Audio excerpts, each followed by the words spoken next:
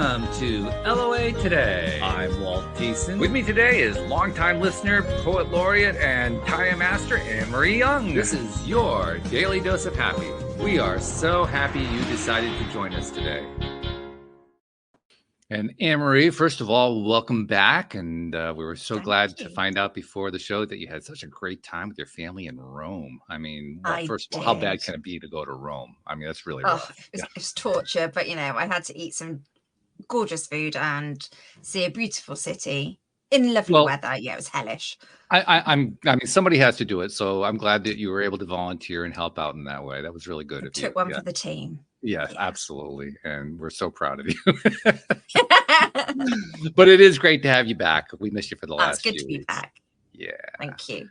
And we're joined today by Allison Yamamoto, who has she's been kind of regaling us about the novelties of the New York Marathon leading up to our conversation here. But we're really not going to go run a marathon. Instead, we're going to be talking about nutritional issues and various women's issues and so forth. And so we're going to kind of try to segue over into that. But first of all, welcome, Allison, to the program. How are you doing? I'm doing well. Yes, definitely. If anyone is interested in some New York City Marathon stories, I'm more than happy to take that offline with you because I was just recounting my own experiences with them. I didn't run it, but it is definitely a unique experience for anyone who's interested or who's actually done it. But it was this past weekend, which is why we were on that topic. Yeah, anything having to do with New York City is an experience. Anything having to do with a marathon is an experience. Put those two things together, you have an experience. You have a real experience. All caps. All caps, that's right. Hashtag experience. Okay. So, yeah, good stuff. So anyway, tell people, we got to kind of introduce them to you and let them know, what brought you onto the program and so forth. So tell them how you get to where you are today. Yeah, so I'm Allison, super excited to be here. And as you might have guessed, I live in New York City, but I am here today because I am the founder and CEO of a company called Ally, where we have really focused on helping especially active women feel really empowered in their bodies and their health, especially around their hormonal health and around the relationship with food and exercise. And I think a lot of times what I've seen in practice is women intentionally or not making mistakes when it comes to navigating their diet and navigating their nutrition and exercise in ways that might actually be harmful to their goals. And so that's really what and I'm including myself in that area where I also made similar mistakes in my own past. And that's what inspired me to create a program that has now just helped women for several years. And it's an area that I'm really passionate about. So always love talking about it and sharing the things that I've learned over time. Which is a great thing. As you were saying that, particularly about mistakes that women have made, I immediately in my head translated to, and men too. And because I'm one of them. and then the second thought that came to my mind was, it's not all that hard to make mistakes because, to be quite honest, the more that I've been learning about nutrition and food and so forth, the more I'm realizing just how much gray area there is. I mean, we have professional nutritionists, we have professional dietitians, we have alternative medical practitioners who are helping with various nutritionally related cures and so forth.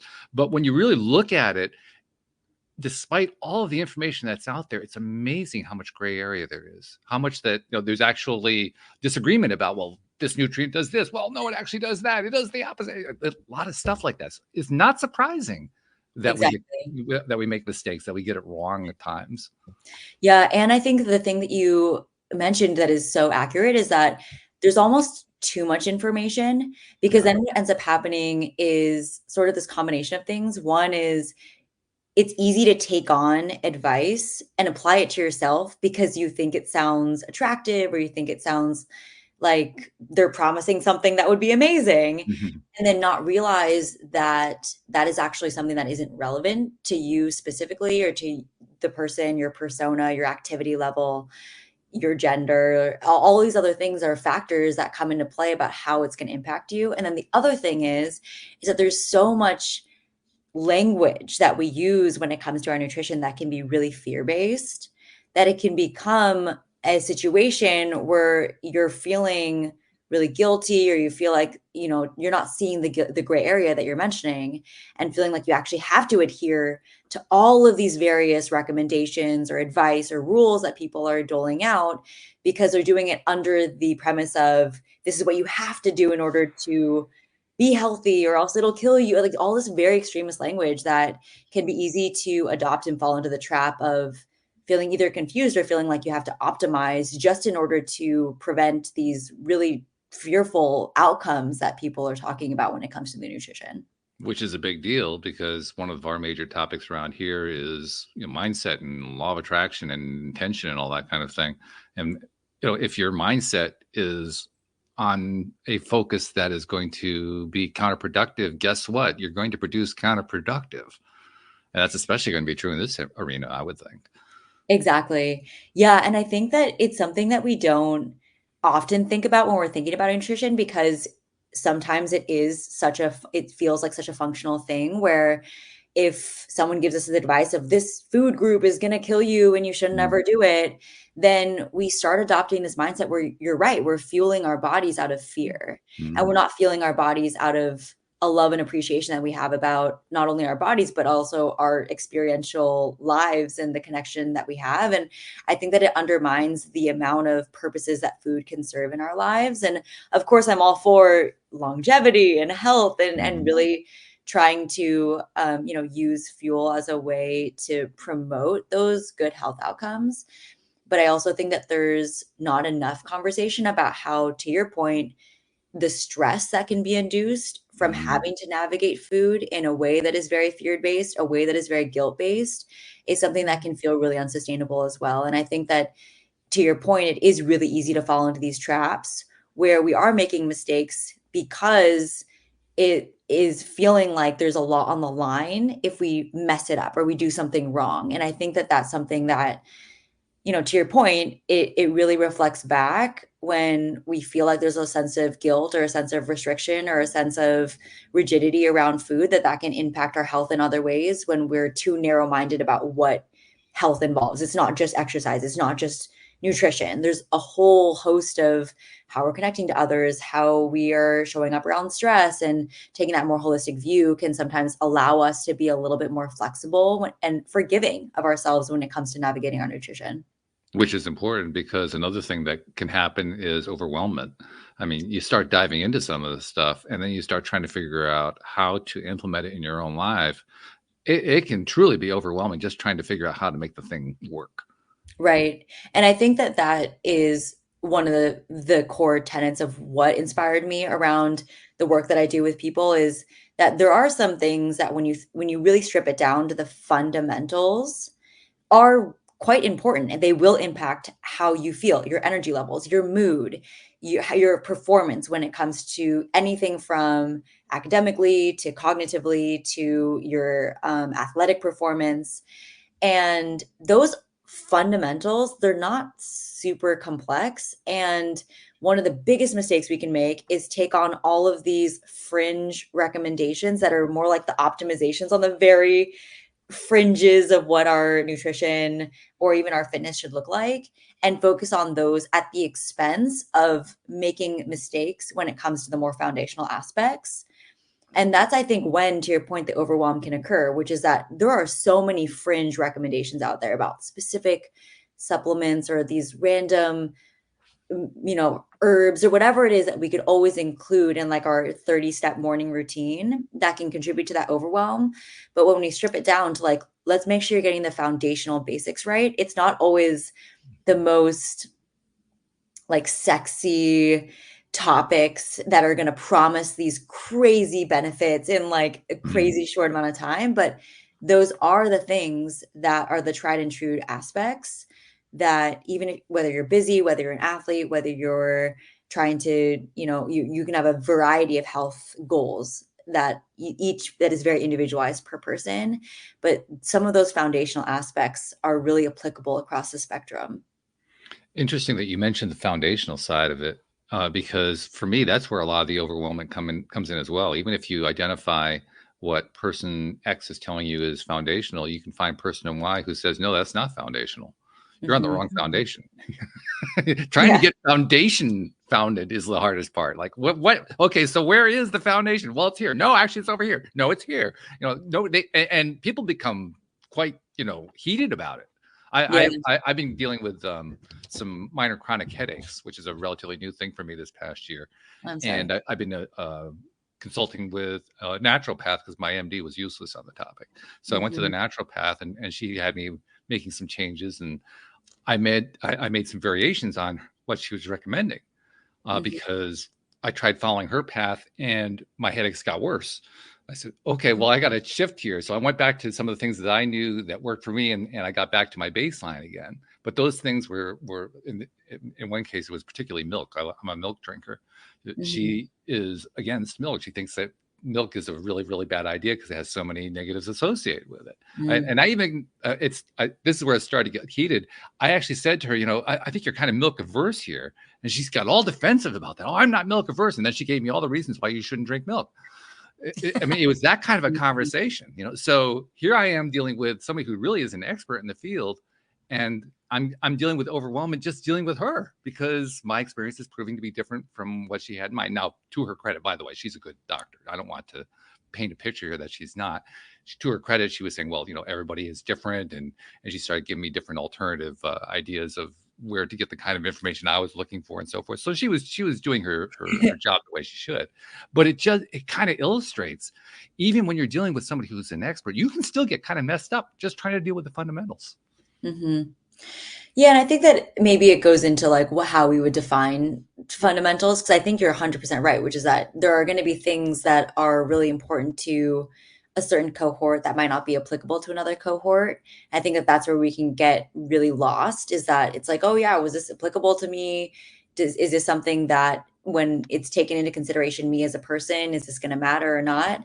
And there are some things when it comes to our holistic health, like sleep or stress management, or how we are thinking about our training and what is going to be a balance between overtraining and like zero training, which is the other extreme, where there are foundational elements that it's worth prioritizing, and it's worth knowing that those are things that we're going to try to incorporate in the toolkit we have around our health.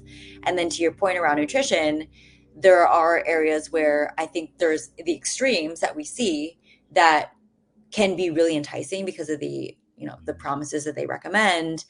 And it is, to your point, worthwhile to understand that we also do have a lot of individuality when it comes to our food, in terms of, each of us have allergies is a perfect example. Like that's an obvious one where there's going to be a lot of differences. There's also cultural norms. There's also like, again, the physiology. So like male versus female is going to matter. And I think that when it comes to our nutrition, to your point on the gray area, when I say foundational aspects, it's mostly about trying to make sure that we are managing energy availability. We're trying to make sure that we're generally trying to support our metabolism, balance our blood sugar. We're not trying to make major restrictions in terms of our diet. And so it's not necessarily the thing of like milk or not milk. It's not necessarily the thing of like, do we want to take this supplement or not? It's more like, when we strip away like all of the noise and just try to get to like the very basics, can we be happy or find consistency in at least the most bare bones of like what makes a good meal? What is going to help us feel really satiated, but also feel energized, but also feel like our blood sugars are being regulated? And I think that when we take that approach, it feels more forgiving in terms of where we can add some individuality. So do we add the milk on this one, or do we not digest any lactose? Like that, I think is where we can. That was what she was pointing to, was the lactose side of it. And I get that part of the argument. I understand where that comes from.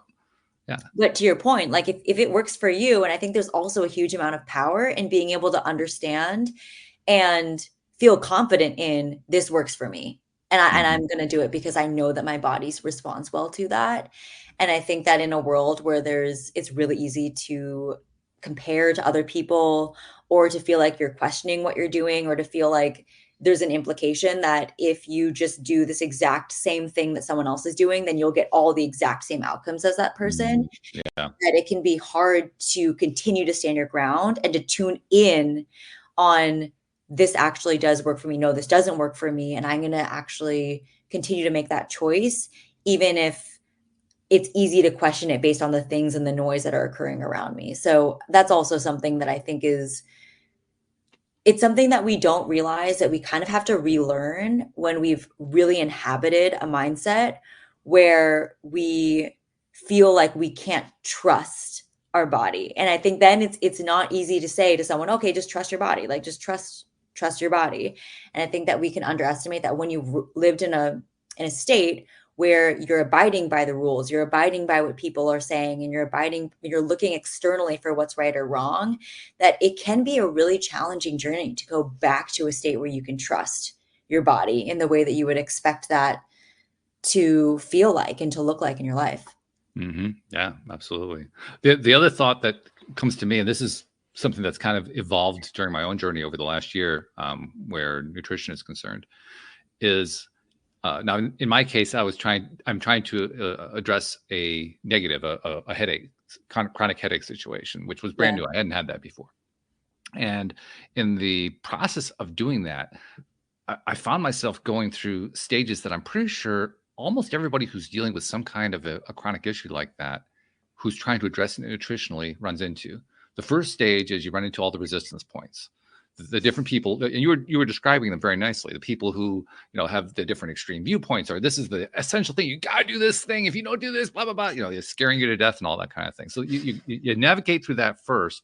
As you're navigating through that, the next thing that you find, I think, is that you find yourself taking on the responsibility of understanding your own body and understanding your own need and your own process, and learning not just that, but also how what you are fits in to the knowledge base and where it doesn't fit in and what you're going to do about that.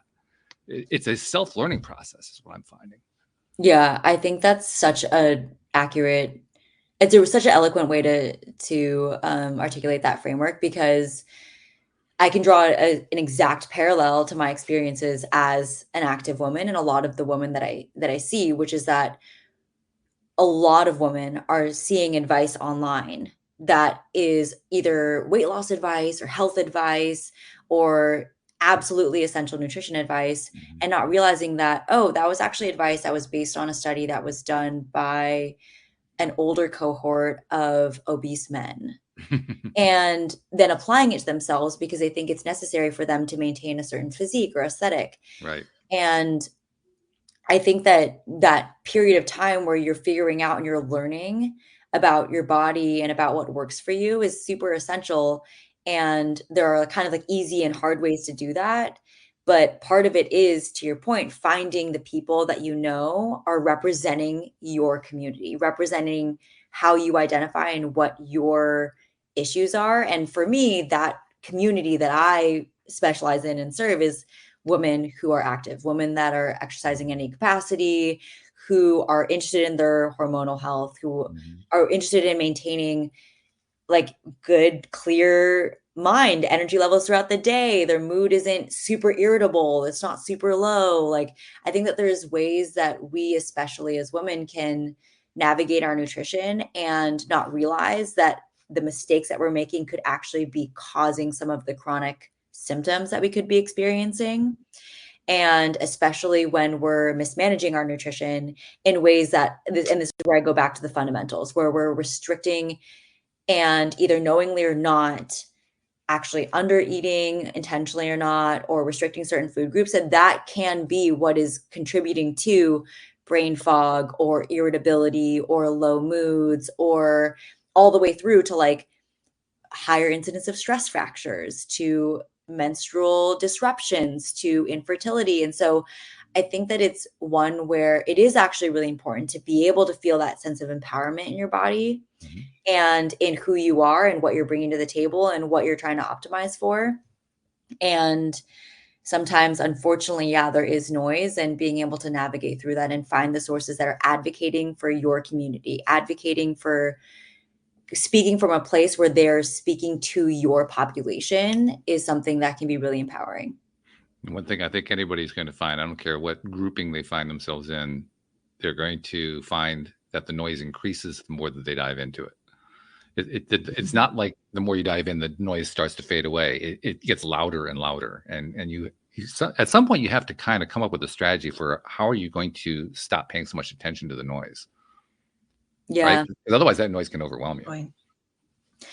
Yeah, I think it's also interesting because it speaks a lot to where we're getting our information from and what feedback loops we get within those. Because I think that there's also a version of some of these feedback loops where a message can become reinforcing. Mm. And this is where we underestimate how we can take control of some of the messaging that we're getting. And it's easy to just fall prey to, okay, well, I'm swiping on like maybe it's social media and I'm seeing a bunch of noise from the source, and then reevaluating either A, what am I doing like behaviorally that is creating this feedback loop for me, or who am I engaging with that can be more credible so that I'm finding more people that are giving me that type of feedback versus, oh, maybe what are going to be the right sources to me that don't perpetuate that sense of noise and overwhelm, and reflecting and doing even like maybe an audit of when I get information from this source, how does it make me feel relative to when I get information from this source?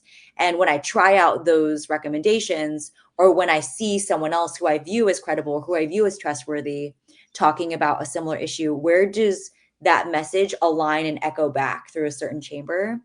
And I think it just speaks a lot to how, in some cases, we do actually have more control than we think we do over some of the feedback loops we get um, around the information that we're receiving. And I only speak to this like also from, my own experience as well, where I was aware for a while of the information that I was seeking and getting back, and that in some cases it was making me not feel very good. In like just mentally, it wasn't making me feel good. It was making me feel overwhelmed, or like I had a lot of pressure to like optimize my routine in every single way, and also feeling like I wasn't seeing a lot of people that were representing me and how I identified, like as a woman, as someone who's active. Like it didn't seem like that was necessarily the demographic that they were targeting.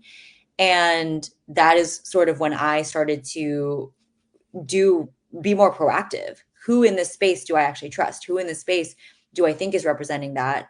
And then the more that I would actually seek out that type of persona, the more that was also reinforced. And that's when I actually started to see themes. So maybe it is true that you go to this place where it can be overwhelming, and then maybe it takes a little bit more proactivity, a little bit more intentionality, and then that's when you can actually feed in to understand, okay, now I'm going to actually create consistency around who I'm seeing feedback from in areas where I can trust that there's more similarity in the messages make more sense, and they do seem to be speaking to communities that I also resonate with. Speaking for myself, and this ties into what the original topic of the show was back when I started 12 years ago, the whole law of attraction thing. I look at this kind of experience that we're describing here, and I look at it in terms of how do people tend to go after things, and what they tend to go after is they tend to go after the things they don't want. I don't like feeling this. I don't want to experience that. I don't like this feeling. I don't like this symptom. So I'm going to keep looking for all these things I don't like. And they forget that it's so important to stop doing it at some point and start looking for what the solution is that you want. They're constantly looking for problems. And if you keep looking for problems, you'll find them. Just ask any medical doctor. Just you keep digging, you're going to find a problem. I guarantee it. But until you start looking for the solution, you're not going to find the solution. Exactly. Yeah. Yeah. And I think that sometimes it can be challenging, especially, and I'm just thinking about my own experiences where there the problems are the ones that are noisiest to you. They're the ones that, to your point, you mentioned the chronic headache. Right. Like that's what you like. Of course, then you're like, well, the solution is solving that I don't have the chronic headache. Like it's the painkiller. Like get rid of this for me. And And so part of that's actually just the language. Like, okay, how am I going to express it to myself? I don't want to focus on the fact that I got headaches all the time. So how do I turn that? Well, I want to feel good all the time. I want to feel healthy. You try to find different ways of expressing it to yourself so you have some idea of what you're aiming for. Because yeah. otherwise you can get stuck in that loop really easily. It's amazing. Yeah. Yeah, I think it's interesting because I do feel lucky to be in the space that I'm in because I do think that that's the beauty of the work that I do that's kind of comprehensive in that it takes into consideration not only the nutrition side and the exercise side, but also the psychological elements, the mindset around it, because the reality is that in some instances where you're trying to help someone through how they're relating to food or how they're relating to exercise, so much else comes up in that as well that you end up starting to explore things about stress management. You end up starting to explore things about body image. You end up starting to explore things about perfectionism or the standards that you have for yourself or that black and white mindset or comparing yourself to other people that you see.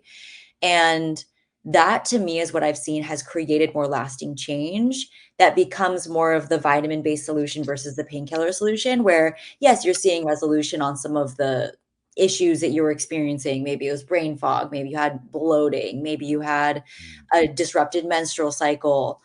But through actually addressing everything more holistically, those other aspects start to come out. Oh, I'm feeling like I'm much less restrictive around food, or I'm feeling I'm a lot more empowered in how I can navigate choices about how I exercise today relative to my energy levels, or how I'm going to nourish myself based on what I know that my body will need, even if that's not the decision that I'm seeing people making around me. And I think that that's what leads to more lasting change as well, and benefits and outcomes in areas where you might not have even expected. And so I guess the parallel that I could draw would be in your example, if suddenly you addressed the chronic headache, but then you also ended up feeling a lot more clear and focused in how you were presenting at work, and you had that like mental clarity, you didn't realize that that was something you could achieve. And Yeah. for me, it's like, so, a client might come to me, they had like they've been missing your period for a really long time. And the reality of that is that's just a presentation of an underlying issue. And when you address the underlying issue, then it actually shows that, oh, I actually didn't realize that the same thing that might have been causing my missing period was also causing me to feel cold all the time. It was also causing me to feel really low energy. It was causing me to get really irritable a lot of the time. And that by addressing this one thing, instead of just putting a patch on it, like kind of no pun intended, because sometimes people just give them birth control in that situation, but that doesn't always address that holistic perspective of all these other things that could be causing issues due to the underlying root cause of what's causing that menstrual disturbance. And So everything's connected. What a shock. Who knew? all respond to the same. Yeah, I know but I think that's also the beauty of it, is that then once you find that thing and you've decided, I'm going to fix this issue, then once you're working on the right thing, then it opens a lot of doors for other things to feel resolved. And it actually ends up ultimately reducing that overwhelm. So the overwhelm is occurring because of the uncertainty and because of the interest, right, in wanting to find the thing that's actually going to work. But if you already knew it was going to work for sure with certainty, then I think the overwhelm would actually be significantly removed. Oh, totally. And especially in the women's health space, I think that there's a lot of opportunity for overwhelm, because in areas where we've tried to seek answers and we've tried to seek solutions, it's fallen short. And so then there's overwhelm about, okay, there's all this information, I don't really know what's going to work for me the best. And I think that the work that I get to do with women can be really helpful, it's really rewarding for me, because one of the biggest aspects of what we're doing with people is just reducing the overwhelm and saying, we're going to provide you with frameworks that we know are based on studies that were done on women that are shown to actually balance your hormonal health, and that aren't going to perpetuate this cycle of restriction. They're not going to perpetuate the cycle of fear when it comes to your body and food and exercise, which is something that is easy to fall into when we feel like we have to do a certain thing in order to look a certain way, or in order to prevent death in some extreme cases that we talk about some of the foods that we Right. are capable of eating.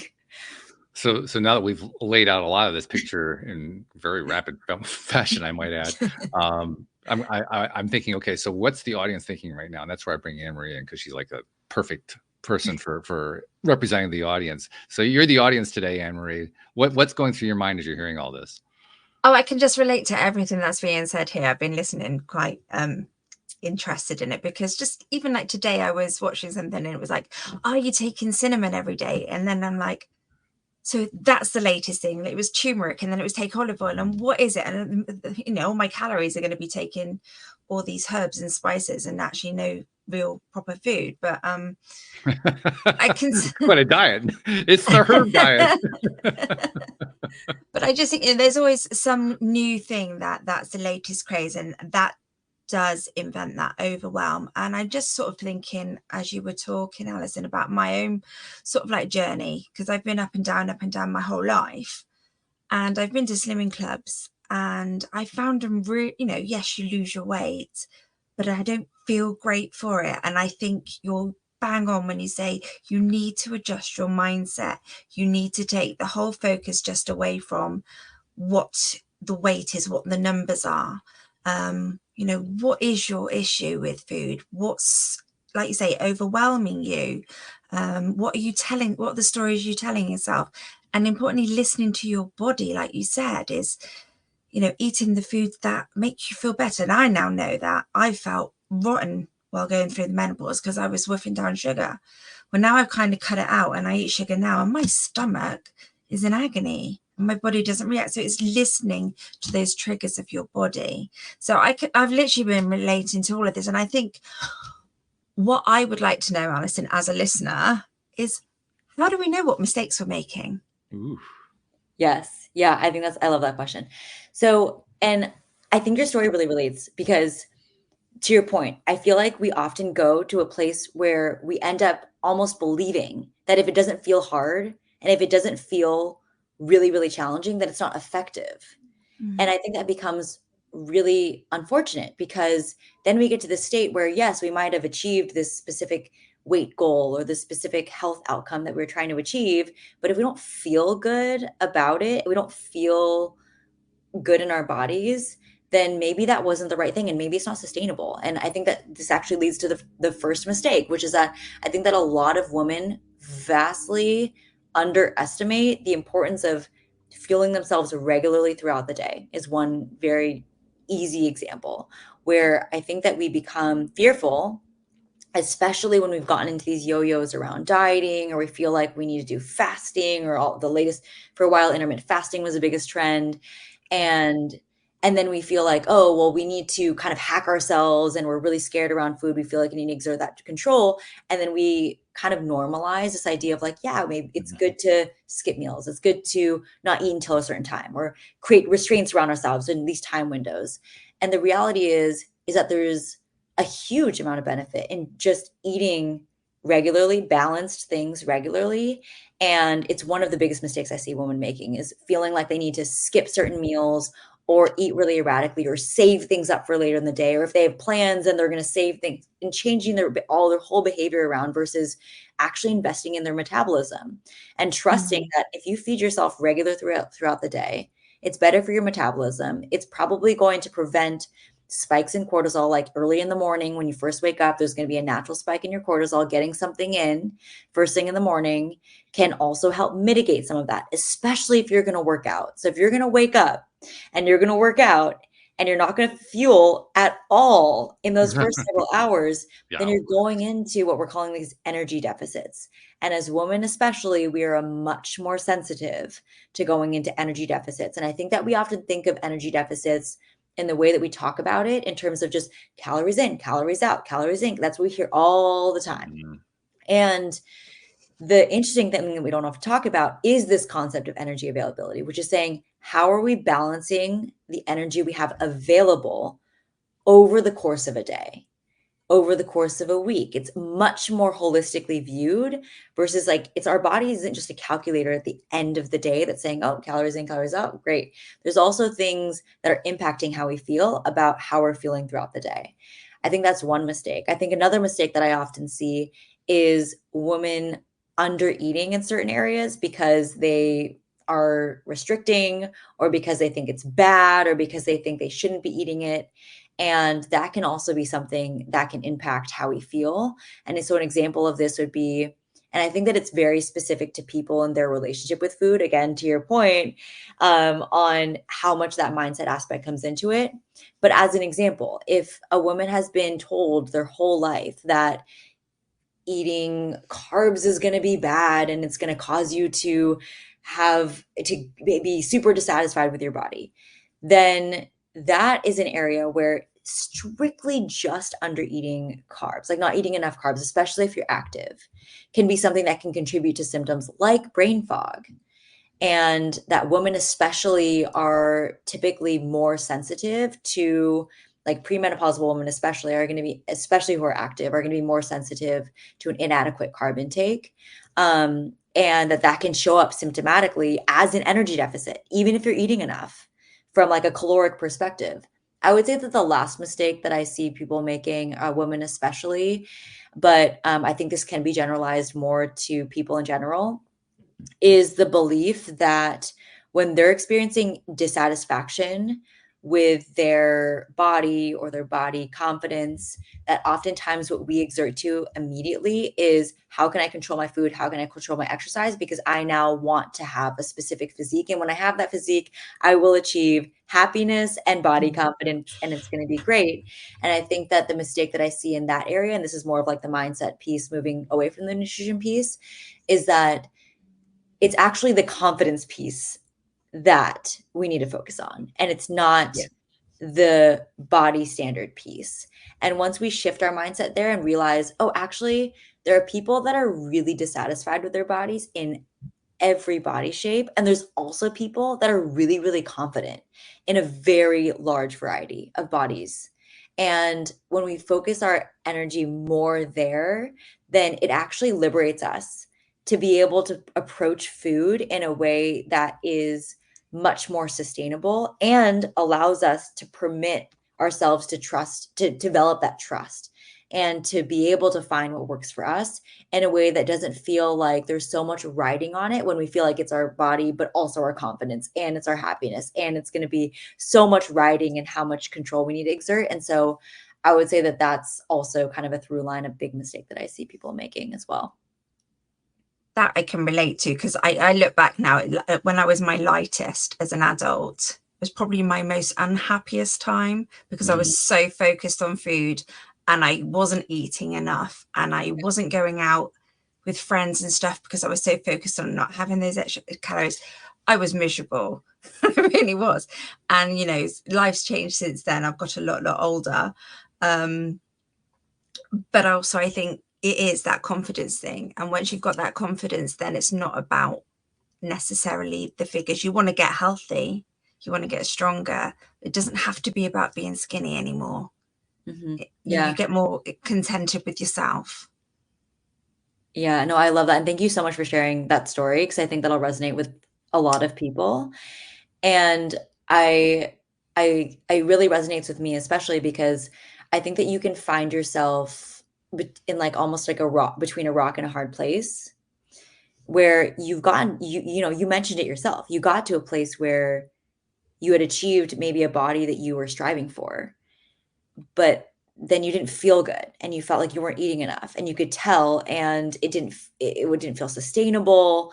And so then if you don't work on that confidence piece, then you're stuck. You're like, well, if I change and I try to do something that's going to make me feel better, and it might improve my energy levels, and it might bring more life back into my experiences, and all of a sudden I can feel more free and I can feel more connected to people around me, and I don't feel as controlled, like I'm focused on food all the time.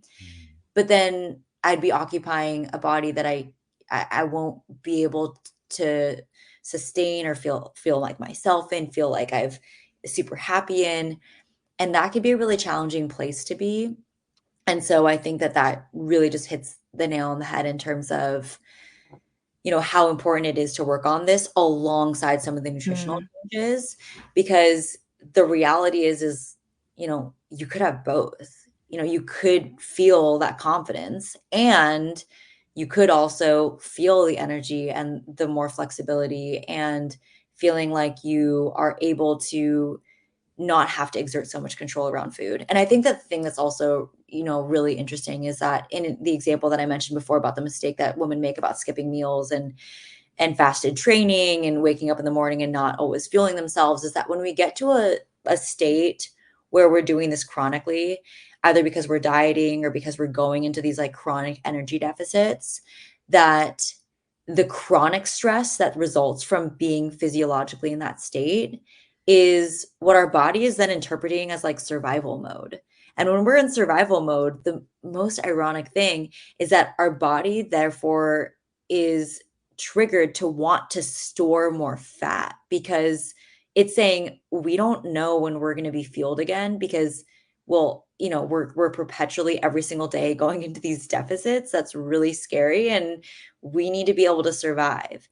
And so I say it's ironic because a lot of the times we're doing that because we think we're doing it to be lean, or we're doing it because it's going to improve our fitness.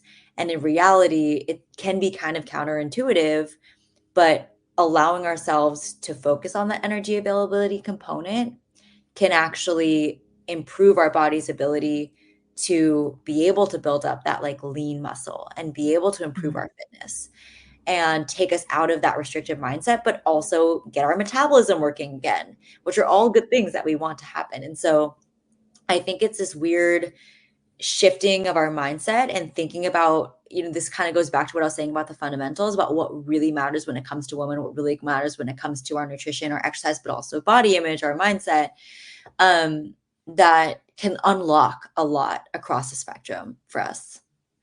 Let's define terms a little bit here, because we made a lot of really good associations here, particularly where confidence is concerned. I agree totally with what you've been saying there.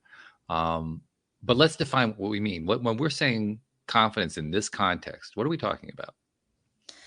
I think it's an interesting question because confidence is something that people is going to vary based on who the person is, in the sense that I think that confidence is really closely tied to self-worth.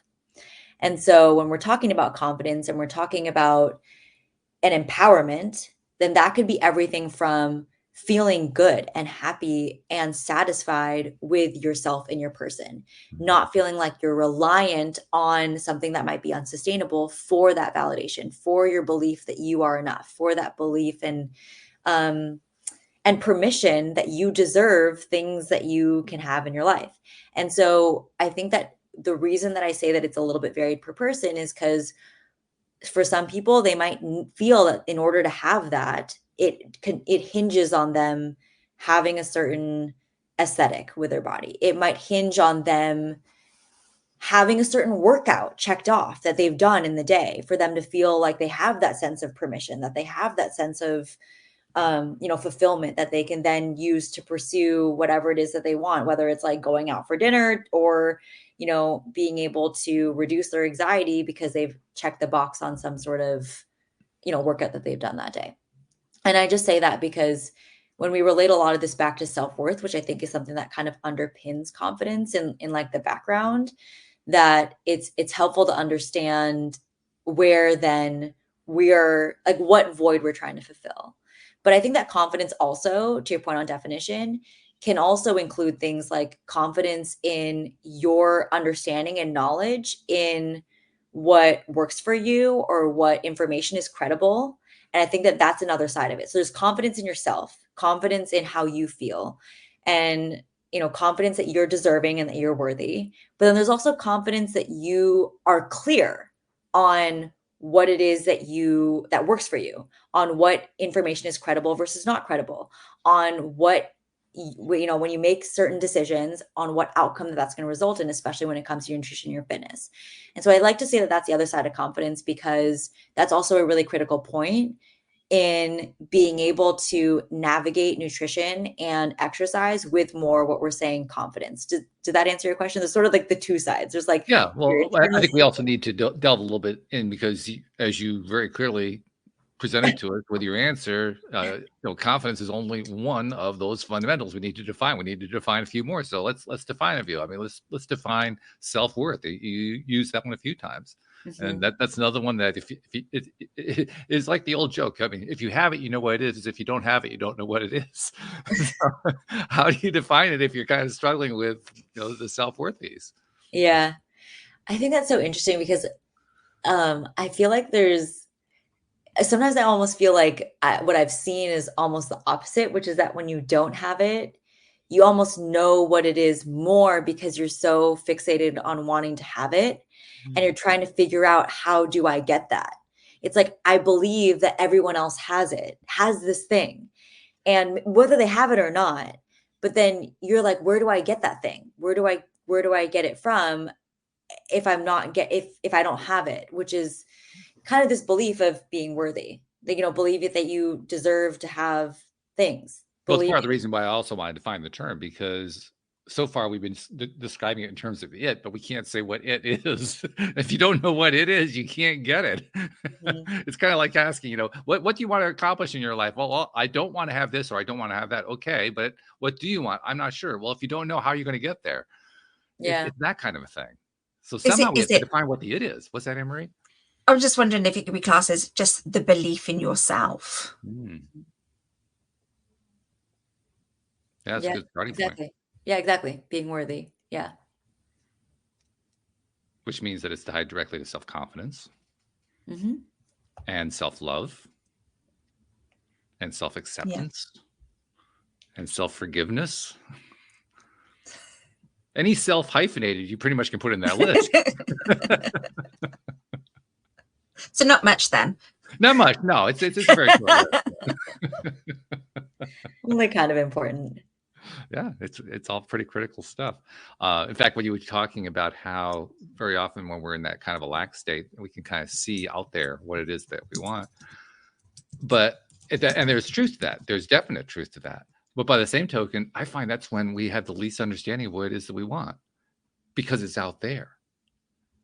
We don't define it in terms of in here. We define it in terms of out there. So it's always unachievable. It's always out there. Meaning that you feel like you don't find that you have, when you are envisioning something that you want for yourself, that you struggle to envision that clearly because it's not something that you've actually achieved. Is that what you're saying? Well, partly, yeah. I think what I'm driving at is that if we're always looking at something that we truly understand, but we always understand it in terms of being out there, we never understand it in terms of it being in here, then we don't get there because we always keep it out there.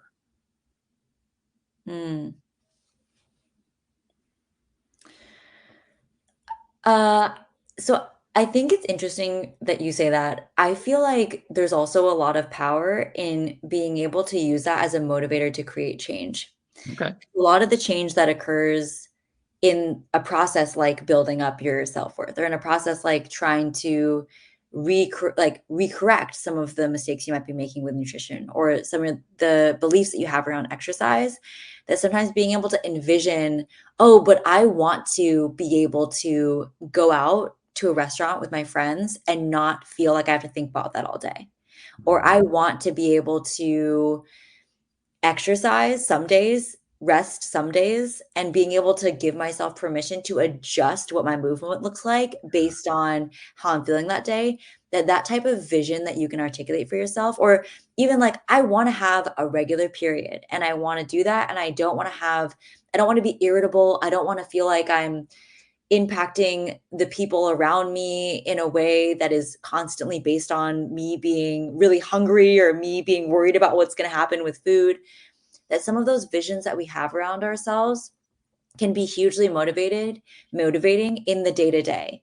So when we're showing up and we're making a decision that in the moment feels really hard because we're breaking out of a habit that is based on a belief that we thought was keeping us safe or protecting us in some way, that having that motivator of, but I can imagine this scenario for myself, or maybe I don't think it's possible for me, and I think that that's for other people that make it look easy. But once we kind of have that vision for ourselves, I think that in some ways that actually can be motivating. And I think, to your point though, also sometimes it does cause us to underweight the progress we've made so far. And that can also be disappointing, right? Is that like and I absolutely fall prey to this, which is like, oh, well, I'm always seeing 5 steps ahead, and maybe this is what you meant. So like, I'm not actually experiencing that. Like, I actually came 5 steps further from where I was the last time I was seeing 5 steps ahead.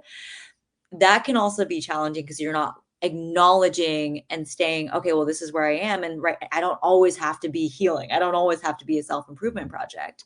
So there is a balance and a push and pull there. But I think that in some of the moments where you are making changes towards something that you may or may not fully believe is possible for yourself, that can be a motivator in taking little steps along the way towards that change. And some of it's about recognizing the steps you actually took. Exactly. I mean, like you said, if you're focused on 5 steps out and you're always 5 steps out, you take 3 steps, you're still 5 steps out. You've ignored the 3 steps you just took. I think something that's helping me at the moment, because I'm entering this journey myself and have been sort of since the beginning of the year, is it's too big a thing to focus on now. So yes, I know I've come a long way in 6 months health wise, but I also know there's a long way to go. So what I tend to do is focus on my future me. So Anne-Marie, when she's say another 15 years older and mobility's going a bit, how much stronger I'm going to be and how much healthier I'm being. I'm only doing it for the future, Anne-Marie, because I will see the difference and I'm focusing on that difference. So it's a weird one. I can't necessarily, even though I feel it now, I can't, it's too overwhelming now because there's too much change needs to happen. And I'm proud of myself, what I have done, but I have to focus on the future. Does that make sense? Yeah. Yeah. Because I think that the progress that you've had from the past 6 months in many ways that's all evidence that you're capable of getting to the point that you're envisioning in the 15 years, right? It's like all of those changes that maybe 6 months ago, it was hard for you to envision you even being here where you are right now. And that is all proof that in 6 months from now, you could even be further along than not only where you are right now, but maybe where you envision you'd be in 6 months. So I think that it's kind of, that's how they interrelate in my mind, at least. And it's having those little celebrations, because I was thinking like 6 months ago, I would not have been able to walk down the cobbled streets of Rome with the heavy backpack on, holding children and whatever. I just wouldn't have been able to do it. I would have been in too much pain with my knees. Whereas now I was fine. Other bits of my body hurt after a while, but I was actually, my knees were okay. So it's those little wins and celebrating, going, actually, that has changed my life. And I know that I'm a lot stronger now. But when I'm pushing a weight and it's hard, I just go, future me. And that's my motivation. Yeah. I love that. Not a bad way to do it. Yeah, that's good. What else is going through your mind as you're listening to what Allison is saying, Anne-Marie? I think and I can't say that this isn't for men as well, but just the whole hormonal battle that a woman has with their bodies month by month, and later on with perimenopause and menopause, is just how much your cravings and how much your food and your needs, did they change dramatically during the cycle?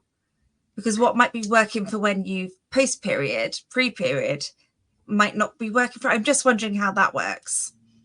Yeah, so there are changes that can happen throughout the cycle in terms of there are certain phases of your cycle where your energy needs increase, and that it can be helpful to be aware of that so that if you are hungrier, like you would be able to meet your needs without feeling paranoid about, oh, but last week I didn't need this extra snack. And so then there are changes that will shift. And I think there are also definitely nuances in terms of how people respond differently. And so an example of this would be how you respond to a workout at different phases of your cycle. And for some people experientially, they might respond with a different energy level in a certain phase from somebody else. And so I think that there's a lot of power, and this is kind of going back to the theme that we had, in being able to tune into what's going to work for you. Because I know some people that are like, I know for sure dialed in that at this phase of my cycle, I'm feeling really strong and powerful, and in other phases, I'm not. And that can actually vary. And a lot of it can also be psychological as well. Like we are capable of performing really, really well at any phase of our cycle, but the psychological aspects can be one of the biggest things to overcome. But our nutritional needs can shift throughout the phases of our cycle, and we can actually be more deliberate about that. And what I usually like to say is when what we often underestimate is that we're lucky. Like anyone, woman, people who menstruate, we're really lucky in that we get that additional feedback loop that's almost like a vital sign to tell us how things are going with our health. And it's why with men, we actually don't catch energy availability issues as easily as with women, because with women, one of the first things that will happen or become dysregulated when we are experiencing issues with energy availability is our hormonal cycle. It's our menstrual cycle. And so if we find that it's like too short or too long, or we're skipping, or it's like the cycle length is changing, then those are all really helpful pieces of information back to us that allow us to adjust so that we know that we're correcting for some of those potential imbalances that we're creating. And for men, they don't always get that feedback loop as regularly in terms of, oh, I'm underfeeling and now my cycle is dysregulated, and how can I correct that? Or, oh, I might have been mismanaging my nutrition and my exercise. Now I can make adjustments accordingly. And so that's something that I actually think is a kind of like secret superpower of being able to have your cycle and knowing how to interpret it and be able to use it as a feedback loop.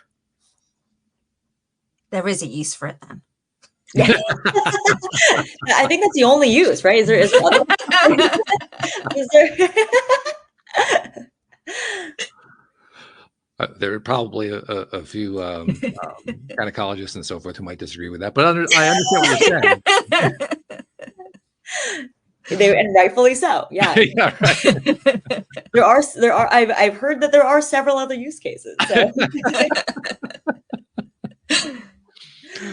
Well, one thing that always happens when we do these shows is we become amazed at how quickly we run through an hour. And once again, it's happened because we've got about 3 minutes left in the program, and we have a few things we have to do before we can finish up. So first and foremost, for people who want to, especially for women who want to work with you or reach out to you or learn from you or share something with you or whatever, we got to tell them how to find you. Otherwise, it's not going to work too well. Just lost into the ether. That's right. Well, of course. So I'm on Instagram. I'm at Allison Yamamoto, which is my full name. And I always love to hear from y'all. Like, any thoughts, questions, experiences, stories. I love to chat. And if you're interested in working with me, then you can find me at theallymethod.com, which is the website. There's free resources there.